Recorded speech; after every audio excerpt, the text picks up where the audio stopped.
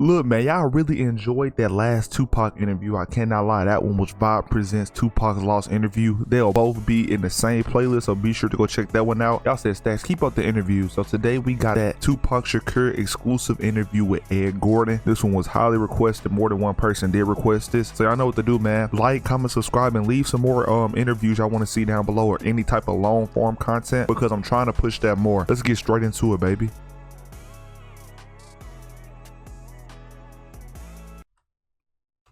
You know what I'm saying? It's that situation when you got, we are living in a war zone. It's not as easy as these people are making us think, that they just got some criminal ass black kids with guns. It is not like that. We live in hell. We live in the gutter. We got us stacked up 80 deep in one building. You know, by the time you get out your house, you strapped to protect yourself. Because you living in the same community that the police is carrying rifles and riot gear. Same, they need them riot, excuse my language, I'm so sorry. The same reasons they need the riot hat, the riot jacket, the flak jacket, the double vest, the 9mm Glocks with extra bullets, the tear gas, the mace, all that. Who do you think the police is using that against? Dogs? So we fighting the same villains that they fight in the street. But instead of them seeing us fighting villains in the we fighting the same villain that they fighting in the streets, and that's each other. I felt that one, Tupac. One thing about him is he gonna speak his mind, and everything he says is facts, bro. It's right there. I might go outside and have my gun on me because the next man got that gun on him, and he trying to do some harm on me, which make the police, you know, man, come on, man. So we fighting the same villains that they fight in the street. But instead of them seeing us fighting villains in the street, we all villains. Is your generation the one that is picking up for where the Panthers left off, saying, all right, enough is enough? The generation before us forgot about the fight. We're picking it back up. Not only forgot about the fight, forgot about us. You want to hear a secret? No, I don't. This sauna is actually from Walmart. Freaky motherfucker. Yes, and we're picking it back up. But at this level, all we're trying to do is unite. And right now, as a year, we got 1 million people that's listening. Now we can tell them something. Now we can try to get them that way, and we might lose some. We might gain some, but we would never even had that audience had we not said what was real. You know what I'm saying? And the main thing for us to remember is that the same crime element that white people are scared of, black people are scared of. The same crime element that white people fear, we fear. So we defend ourselves from the same crime element that they scared of. You know what I'm saying? While they waiting for legislation to pass and everything, we next door to the killer. We next door to him, you know, because we up in the projects where it's 80 in the building. All the killers that they letting out, they right there in that building. Yes. But it's better yes. because we black, we get along with the killers or something. We get along with Yes. Don't judge a book by its cover. He said they letting the killers out, but we in the same building as we right there next to him. You scared the killer finna come get you just because you this or that, but he right next door. Y'all know the killer mama. Shit. Here in that building. But it's better just because we black, we get along with the killers or something. We get along with the rapists because we black and we from the same hood. What is that? We need protection too.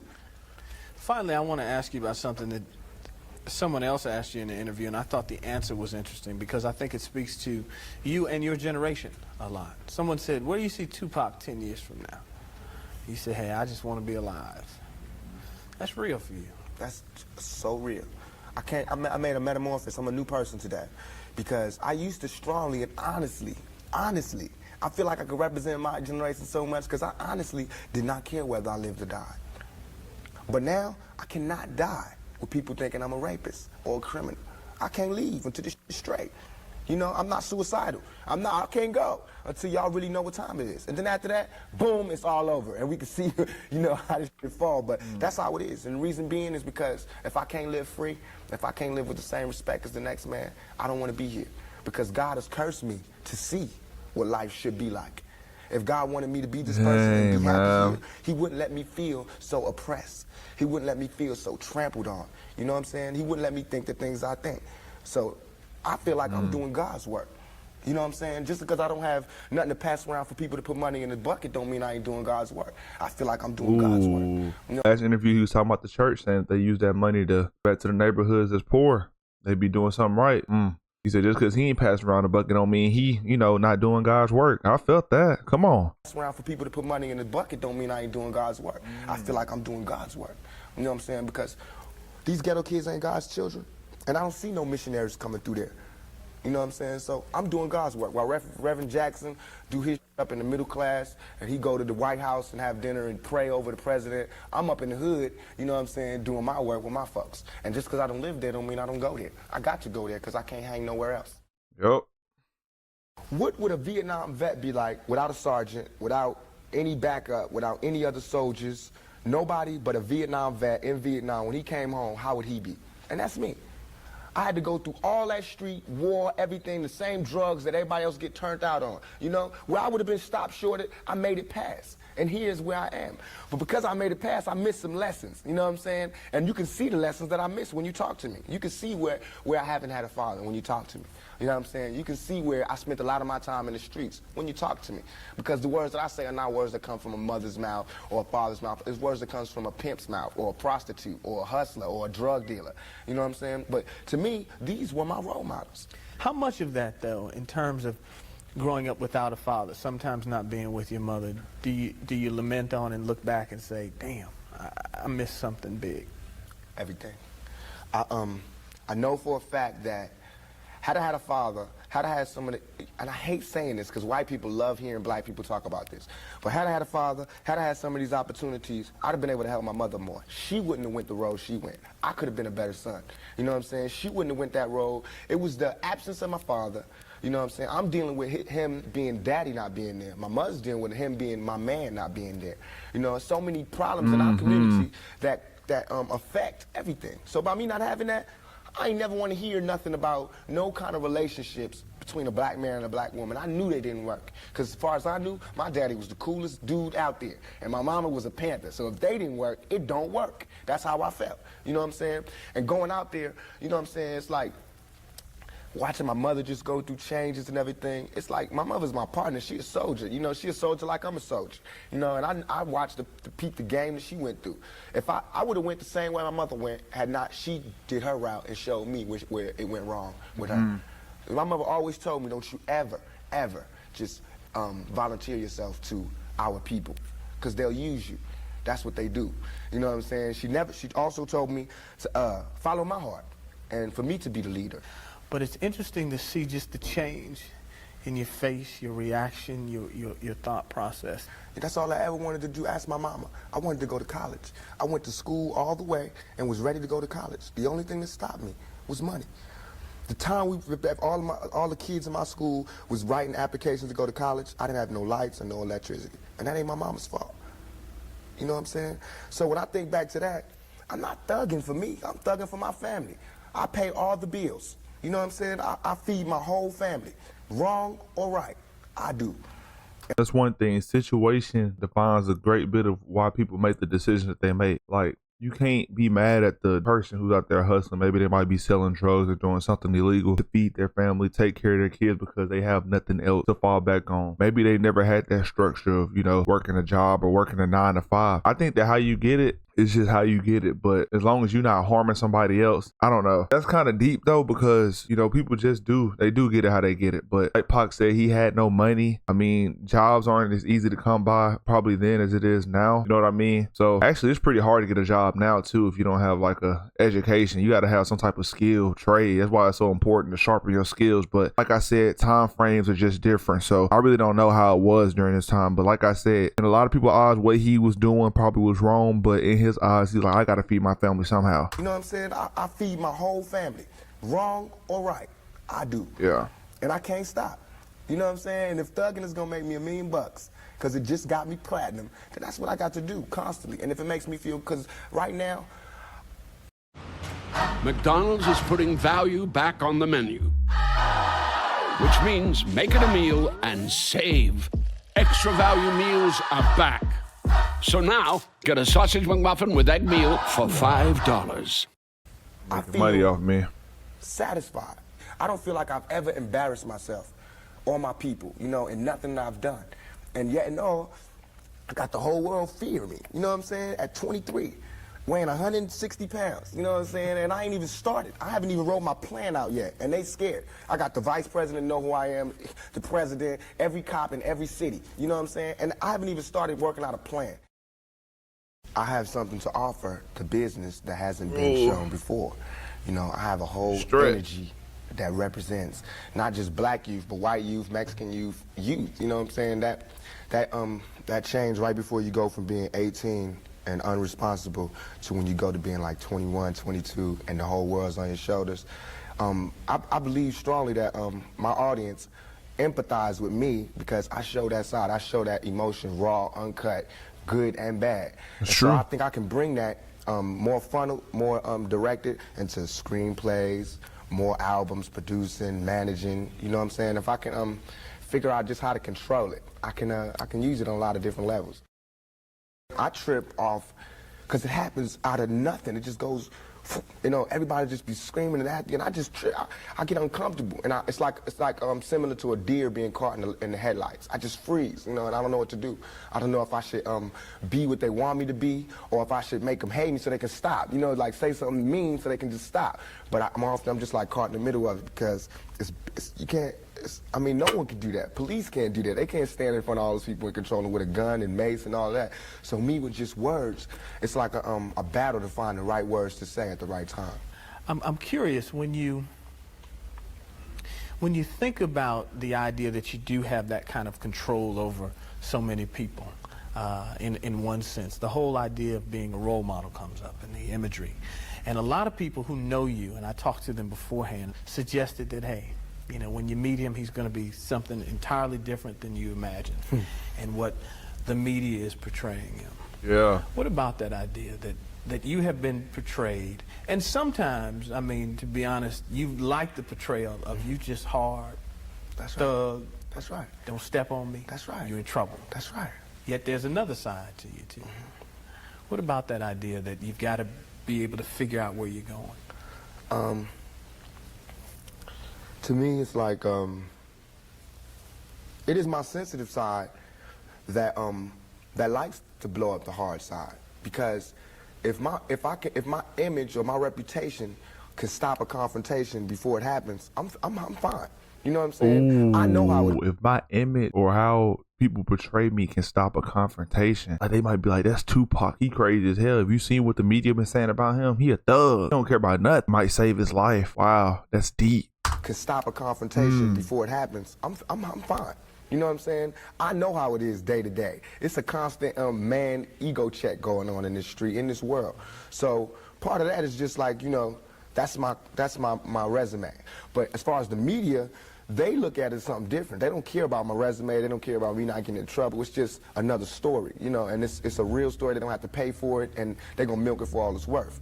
As far as people, they want me, when they first see me, to humble myself. They want me to be like this and da-da-da, just because they're scared of me. But I don't feel like that's my job, to humble myself, to show you that I'm not a threat. I'm not a threat, unless you're a threat to me. You know what I'm saying? So when people say, when you meet Pac, he's different than he is, because when somebody one-on-one, anybody one-on-one, I believe, honestly, that I can talk. I believe that I have the ability to reason, I have logic, I have compassion, I have understanding. If we talk, there's no problems. You know what I'm saying? But that's not what happens. People use what they heard in the media, and that's how they come at me. And then, you know, we got a clash. One of the things that you read in the media is that you're angry, that you personify your generation, that you just got some angry folks out there, and you're one of them. I'll put it to you. Are you angry? Are you angry with what you see society is about? Yeah. I'm extremely angry, confused. You know, a lot of the times that I sat up in court, I couldn't defend myself, you know what I'm saying? And it wasn't like the things they were saying about me were beyond my comprehension, or the things that I could say weren't going to help my case. But because, I mean, it's like being exiled, you know, from society. And that's how I feel. And this whole, the anger comes from, I'm tired of waiting for my past to get into society. All I ever wanted to do was make me and everybody around me feel more comfortable about where we were. You know what I'm saying? About the places that we stayed. This is our home base. Let's build it up. Let's be happy about where we come from. You know what I'm saying? Instead of trying to assimilate and get a pass key to where they at. You know what I'm saying? Not to say that everything needs to be separate, but we got to find pride in ourselves. You know what I'm saying? And once you get the pride, like damn near 2 seconds after the pride comes anger. From being held like that for so long, and to be made to go through those changes, you get mad. You know what I'm saying? I believe as soon as any black man receives his first 3 checks, he starts getting mad. Because it's not about the necessity of having to have a job and having to pay and having to do that. You don't care no more about the smiles and the, yes, massa, because you done got paid. You know what I'm saying? And now it's like you want to save money. You want to help other people. And you see how far it is, how far you have to go to help anybody in your neighborhood. It's set up for me when I get paid, for me to exit the ghetto.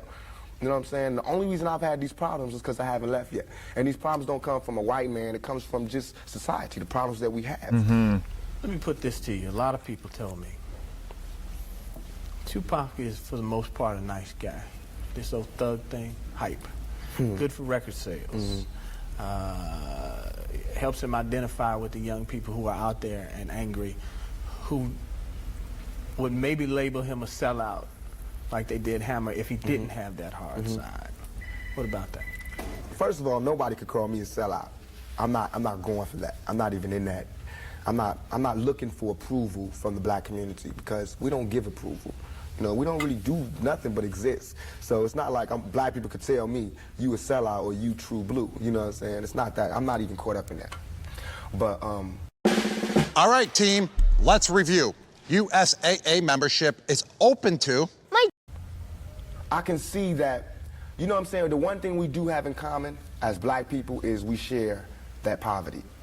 So the thug side is more closer to the poverty than me being rich. You know, how can I come to any community center? Ooh, you know, no matter how much money I get or how big I get, I still got this thug side in me that comes from my past, how I was brought up. I just want people around me just to appreciate my past more and to try to get a better understanding of me. Tupac, I understand you, brother, because guess what? I come from it too. Thug side is more close. Not the thug side, but definitely poverty for sure. We trying to get out of it, but we also want to help the people that still, you know, come on, man.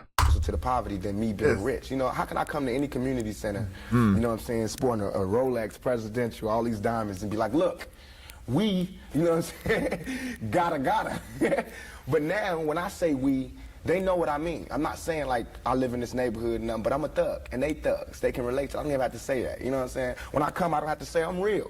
They already know that, you know what I'm saying, from me being me, from not pushing the thugness, but I know from the business that everybody in this business is always whispering in your ear about what you can't say, what you can't do, what you can't wear in this world and in this world. It's two worlds, a white world and a black world. All I did was stand in the middle, you know what I'm saying, and say I'm living in both worlds. I can go to the streets and survive, and I can go out here and do my business out here. I'm play devil's advocate again. All right. Critics say, yeah, but you're being pimped. You're being pimped by the record executives who will allow you to do your thug life because it portrays a certain black. I mean, you've heard it, that if you were just a singer, you wouldn't have the same record contracts you have. Yeah, that's true. But because you portray the thug life, the gangster rap, they've allowed you to make that money. They've allowed you to push and make you platinum. I beg to differ. You know what I'm saying? I'm getting pimped. That's true. But just like how a woman would be, you know what I'm saying? Anybody to be pimped. You know, it's like, it's not that you get pimped, it's how long you get pimped. You know what I'm saying? Because if you really look at this situation, it is not I who's being pimped. When you look at them white kids with Raiders hats on, it's the white folks getting pimped. You know what I'm saying? Because I'm making their future. I'm writing down their curriculum. Right now, what I write in my album today, when it comes out in 2 months, that's what white kids is doing. So who really is getting pimped? What I'm writing in my raps is what them white kids is gonna be saying to their mamas and daddies when they come home. Who is getting pimped? You know what I'm saying? I'm a high school dropout. You know what I'm saying? As far as my teacher told me when I was in high school, I ain't gonna be, you know what I'm saying? I just gotta, it's going down. You know what I'm saying? It's going down.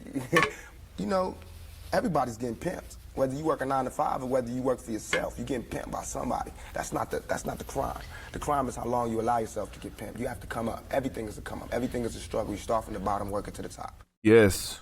The press and the media make you think that a black man arming himself is illegal or criminal, or that he wants to arm himself to rob a liquor store or something. You know what I'm saying? That is for me to defend myself, and it should always be. It's just about surviving, you know, and we have to be honest about the tools that we use to survive. And why is a black life any more recoupable than a white life? You know what I'm saying? We know that they don't put the same security in the ghetto that they do in the whites in the white neighborhoods. So therefore, for me to be out here saying don't, you know, put your guns down and no violence, that's hypocritical. And if I didn't talk about Nope, because putting your gun down is basically, you know, you putting your life away. If it depends though, it's kind of like contradictory once again, because you do have people who have guns to go rob and also people who have guns just to protect themselves. But it's kind of like a situational awareness type thing, and also you can never know people's true intentions unless you're that person, bro. Like, this is how it is. But that's just kind of hard, man. I ain't gonna lie. Tupac, he speaks about stuff that's kind of so difficult to just pinpoint a correct answer. I love that about him though. He speaks the truth. You know, put your guns down and no violence. That's hypocritical. And if I didn't talk about the violence, everybody would act like the violence wasn't there. We, as rappers, bought that violence. We bought the violence that we seen on the street. We put in our records for years. And after 3-4 years, people finally starting to see it because of all the statistics that's going on in the streets. If we stop talking about it, then they wouldn't take statistics. And when they stop taking statistics, then we'd be killing each other in the street, and these white people wouldn't care no more. Only reason they care is because, you know, there's been some strays, and we done slipped over in the white neighborhoods, and there's kids in Iowa that want to be like us. You know what I'm saying? There's kids in Indiana that's trying to be like us, because they can relate too. You know what I'm saying? You even admitted, I don't live in that neighborhood anymore. There's no real reason for you to carry a 9mm. Don't believe that. Why? In 2 years, I've had a gun pulled on me by my limo driver, by police, by everybody. You know what I'm saying? And I better be. You know what I'm saying? I've been attacked. You ain't read the papers about these skinheads trying to blow up black churches. Why? They see me as the enemy just like y'all do. You know what I'm saying? They can come to my house and sit outside my house just like anybody else can. A skinhead. And once my life is gone, it's gone. Can't nobody give it back to me. Not the judge, not the president, not the governor, not Calvin Butts, not Jesse Jackson. They can't do nothing but come to my funeral and talk pretty about how black people suffer. You understand? And as far as Jesse Jackson, my first acting job was at the Apollo Theater when Jesse Jackson was running for president in 1984. It hurts me for him to say anything negative about any rapper because we supported him. He should support us. You know what I'm saying? As far as his image, you know what I'm saying? What was he doing? You know, he should be the last person talking about gun violence when he sat right there while Martin Luther King caught one in the neck. You know what I'm saying? Things ain't really changed that much. I swear to God, nothing I ever say is meant to be something where innocent people get hurt. Nothing I ever say is meant to be like a end all, let's go do it right now. Nothing. Everything I ever say, and if any, this is so we can set it clear, anything I ever say. I'm gonna answer before he say it. He's just saying that what he's rapping about, he's not trying to influence people to go do that. It's just what he experienced, what he thinks the majority of us are experiencing, and what he's been through as a person. Everything I ever say, and if any, this is so we can set it clear, anything I ever say as it pertains to my peers and being strapped is only in self-defense. You know what I'm saying? Because right now where I'm at, the world is harsh. And I just don't got no beautiful stories. You know what I'm saying? I'm gonna just be getting them ready. Because that's why I think I messed up. If somebody would have grabbed me, pulled me to the side and been like, look, Tupac, as soon as you step out here, they're gonna be at you. If somebody would have explained it to me, I wouldn't have took the same mistakes. But I made those mistakes. And that was my job to stop somebody else from making those same mistakes. To lay it out. To lay out the real map on the world and how it is. Everything I'm saying is a warning, is a plea for help. If everybody is so goddamn worried about me, why ain't nobody came to help me? You know what I'm saying? I never wanted to be no star. This ain't my job. I don't care if everybody don't cheer for me. You know what I'm saying? If you're not cheering for me for what I'm doing, don't cheer for me. Don't cheer because you think I'm cute. You know what I'm saying? Screw that. Cheer for me for what I'm doing, for what I stand for. And when I go to jail, you should cheer louder. You know what I'm saying? Because I'm standing up for what I do. I'm not robbing nobody, not stealing from nobody. I never took nothing. Everything I do to represent my people. I do because I think this is what they want me to do. The feeling of a new, sweet, and smoky McDonald's sauce. Pairing perfectly with your snack wrap. It's like striking chicken gold. Special edition. Oh my God. Gold snack wrap. I have got to get YouTube Premium. We killing each other because we killing ourselves. We not when another man. I know I've been in a position. It's out of our control. It's not like he wants to kill. He just doesn't want to die. You know what I'm saying? It's that situation when you got we are living in a war zone. It's not as easy as these people are making us think that they just got some criminal ass black kids with guns. It is not like that. We live in hell. We live in the gutter. We got us stacked up 80 deep in one building. You know, by the time you get out your house, you strapped to protect yourself. Because you living in the same community that the police is carrying rifles and riot gear. Same, they need them riot, excuse my language, I'm so sorry. The same reasons they need the riot hat, the riot jacket, the flak jacket, the double vest, the 9mm Glocks with extra bullets, the tear gas, the mace, all that. Who do you think the police is using that against? Dogs? So we fighting the same villains that they fight in the street. But instead of them seeing us fighting villains in the street, we all villains. Is your generation the one that is picking up for where the Panthers left off, saying, all right, enough is enough? Do I have deja vu? We already went through this. We'll let it continue to play through. The generation before us forgot about the fight. We're picking it back up. Not only forgot about the fight, forgot about us. Yes, and we're picking it back up. But at this level, all we're trying to do is unite. And right now, as a year, we got 1 million people that's listening. Now we can tell them something. Now we can try to get them that way, and we might lose some. We might gain some, but we would never even have that audience had we not said what was real. You know what I'm saying? And the main thing for us to remember is that the same crime element that white people are scared of, black people are scared of. Yes. The same crime element that white people fear, we fear. So we defend ourselves from the same crime element that they scared of. You know what I'm saying? While they waiting for legislation to pass and everything, we next door to the killer. We next door to him, you know, because we up in the projects where it's 80 in the building. All them killers that they letting out, they right there in that building. How about instead of, you know, being so afraid of that, you know, element that he's talking about, how about you help us by getting us out of the projects, getting us to better living situations? You know what I mean? So we don't got to be next to the kill, so we don't have to carry a gun to protect ourselves. Yes. But it's better just because we black, we get along with the killers or something? We get along with the rapists because we black and we from the same hood? What is that? We need protection too.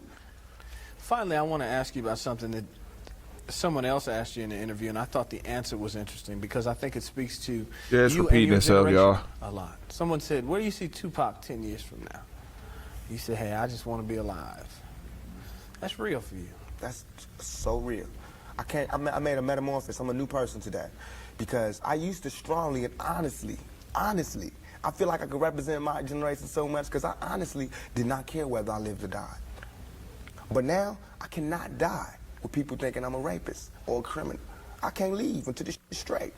You know, I'm not suicidal. I can't go until y'all really know what time it is. And then after that, boom, it's all over. And we can see, you know, how this shit fall. But that's how it is. And the reason being is because if I can't live free, if I can't live with the same respect as the next man, I don't want to be here. Because God has cursed me to see what life should be like. If God wanted me to be this person and be happy here, he wouldn't let me feel so oppressed. He wouldn't let me feel so trampled on. You know what I'm saying? He wouldn't let me think the things I think. So I feel like I'm doing God's work. You know what I'm saying? Just because I don't have nothing to pass around for people to put money in the bucket don't mean I ain't doing God's work. I feel like I'm doing God's work. I can hear it one more time. That's fine with me. These ghetto kids ain't God's children. And I don't see no missionaries coming through there. You know what I'm saying? So I'm doing God's work. While Reverend Jackson do his up in the middle class and he go to the White House and have dinner and pray over the president, I'm up in the hood, you know what I'm saying? Like I always say, man, Tupac just speaks with so much raw passion and honesty.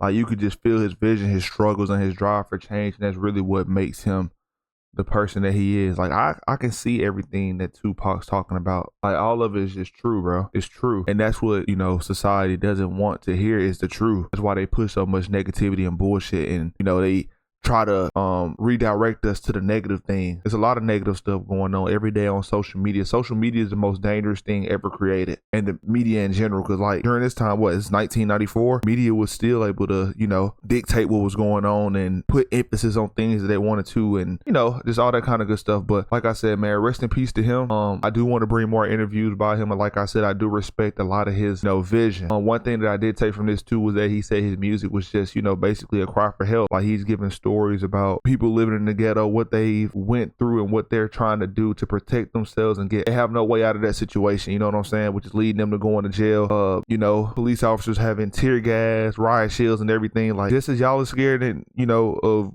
going into these situations, we're just as scared because we're living in them. Period. Point blank. I'm out of here. Let me know what y'all think about that reaction. Let me know if y'all enjoyed that video. Peace.